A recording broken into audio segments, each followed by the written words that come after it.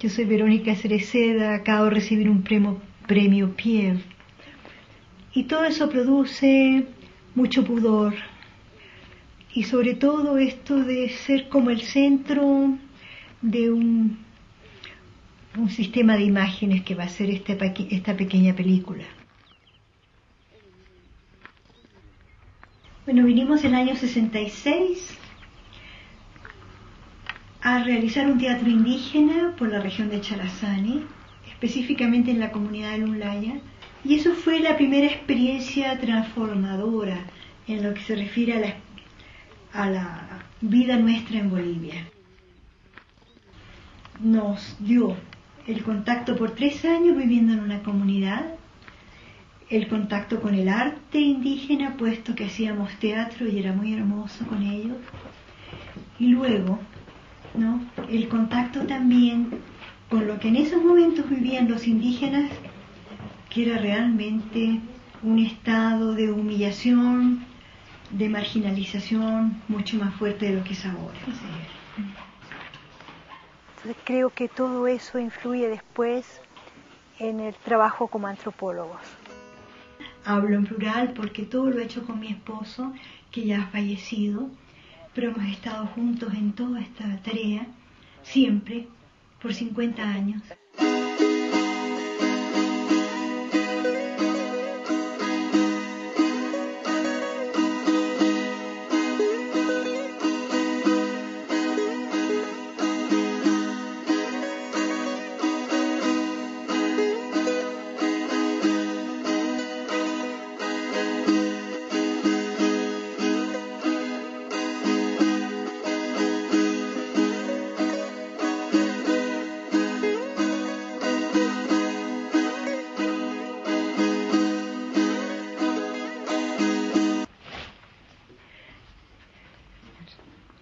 Te voy a mostrar, por ejemplo, las bolsas que tejían. Esta es una talega, esta es una guayuña, que es más chiquitita para las semillas de quinoa, esto es ya para llevar las semillas de papa. Lo que me impresionó fueron ciertas regularidades, el que fuese simétrico, el que fuese contrastado, buscando el contraste entre franja y franja, y especialmente esta parte que las tejedoras llamaban alca. Voy a pasar encima de todas las reflexiones y otros trabajos, pero el alca está relacionado con estar despierto, con ser inteligente, con percibir las diferencias. Y fueron tal vez las primeras experiencias que me permitieron comprender que detrás de los diseños de los tejidos hay siempre un pensamiento más general sobre la cultura.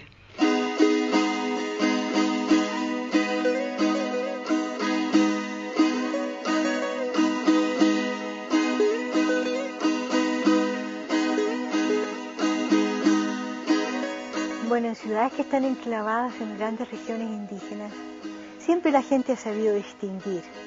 Y dice, este es un llamero, viene tal vez de la Yumacha, que en Sucre, por ejemplo, ¿no? Este otro es un chuta, este otro es un jalca, este es un tarabuco, especialmente distinguiéndolos por la vestimenta, sin saber más en detalle de su vestimenta o lo que dice o lo que hace, ¿verdad?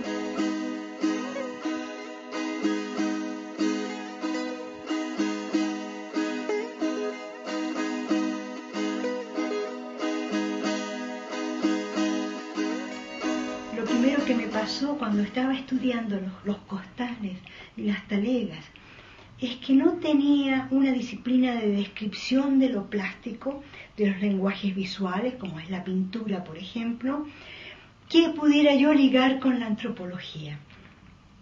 Una de mis herramientas fue la semiótica. El lenguaje visual, el lenguaje de formas, figuras, colores, es un lenguaje en sí mismo que tiene sus propios códigos en cada cultura. Entonces, uno lo traslada al lenguaje oral, al lenguaje escrito para poderlo comunicar. Pero en verdad no es específicamente una traducción. Intenta ver mecanismos, cómo ha sido construido ese lenguaje, que tiene todas las leyes de un lenguaje, y por eso el uso de la semiótica, porque la semiótica se interesa en lenguajes que no son la lingüística, que no son orales, que no son escritos, que no son con palabras. Lo primero que vemos, ¿verdad?, es una superficie muy confusa, en que una serie de animales de distintas especies, extrañas y desconocidas, pueblan este espacio. O sea, lo primero que impresiona es que es un espacio muy poblado. Está lleno de vida, de seres que están en este espacio. Este espacio, dicen las señoras, es el espacio del Súpari, o sea, el espacio de las deidades andinas que viven en lo interior.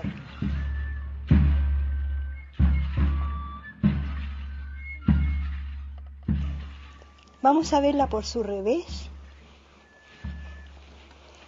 Los tejidos Jalca y los tejidos Tarabuco, aquí lo tenemos al mismo personaje, ¿no? En quechua le dirían moco guasita, o sea, con una joroba en la espalda, ¿verdad? Está en negro, antes estaba en naranja, y tiene los mismos personajes adentro, ahora en color claro, y la figura está en color oscuro. Ni una hebra, ni un nudo, nada que destruya la perfección del revés, de modo que se puede leer, ver y usar y leer por los dos lados.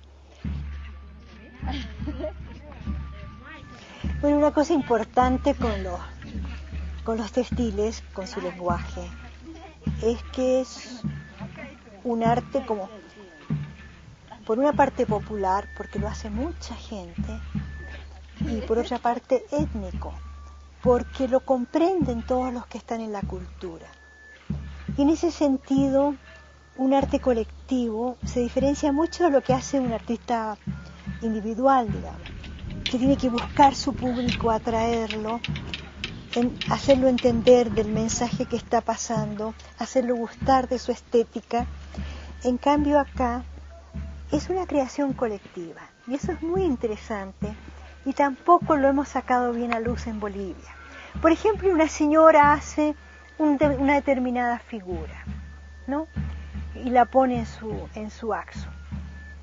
Cientos de señoras pueden copiar esa figura sin que la creó se enoje. Pertenecen a un bagaje común, de donde la gente extrae elementos para hacer su obra individual. Nunca lo va a hacer exacto, porque ahí se sentiría que es una copia, pero toma ciertas formas, ciertas ideas del personaje y lo vuelve a reproducir en una creación constante, pero que es de propiedad colectiva. Y eso es muy lindo de ver.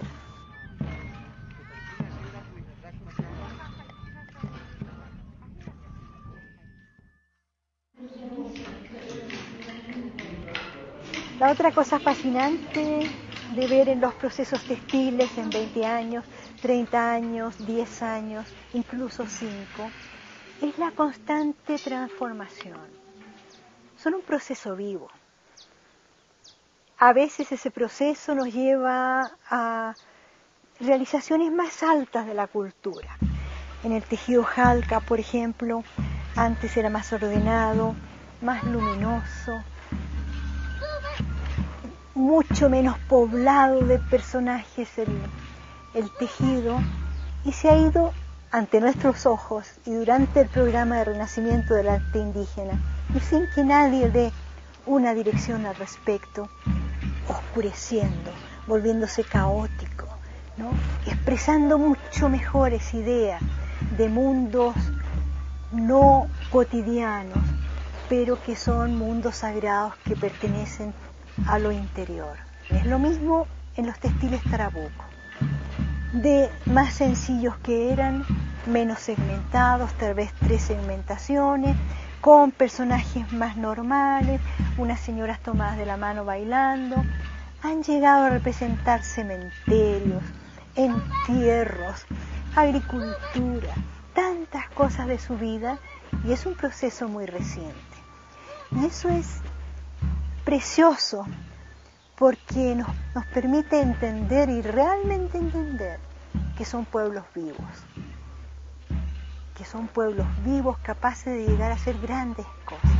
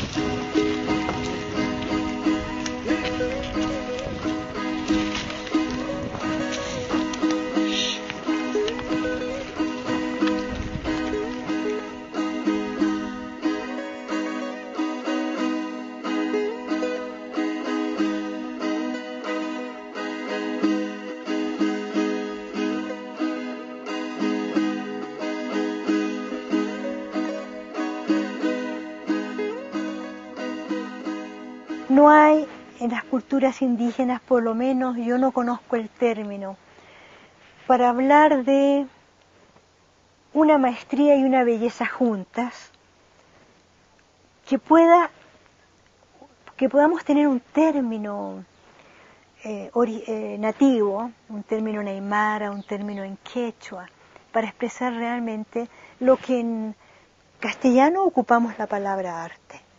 Más bien ocupamos la palabra arte no tanto para asimilar los textiles y otras obras de las comunidades al arte universal, porque no hay un arte universal, hay arte africano, hay con distintas variantes, sino para utilizarlo como un adjetivo que le da un sello de calidad, para obligar que la gente observe eso con el respeto que en las ciudades se observa una obra de arte.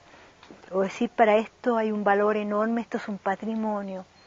Y tenemos que mostrarlo, no en el suelo, en las calles como se vende, no chueco en las murallas como antes se mostraban las exposiciones de artesanía, sino con todo el derecho a ser observado en un ambiente especial y percibir tanto su belleza como su contenido.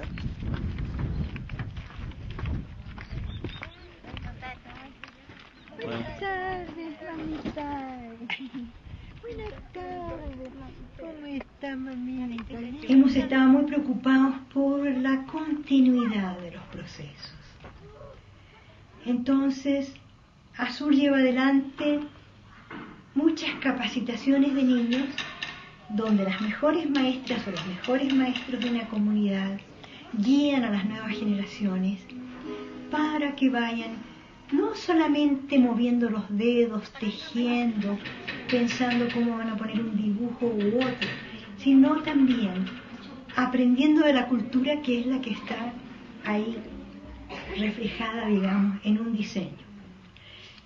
Esto a nosotros nos parece muy importante porque no hay universidades indígenas con la cultura indígena, porque la escuela no enseña las culturas tradicionales. Y de este modo permitimos que los mayores transmitan a los niños no solamente las técnicas, no solamente el placer de crear, sino también los pensamientos profundos que hay en todos los diseños. Los tejidos son una muestra para que las sociedades urbanas vean la capacidad de las comunidades indígenas. Eso ha sido una lucha. Los hemos puesto como obras de arte, lo hemos puesto en un museo, para crear respeto, para crear admiración por las culturas indígenas. Y eso es una batalla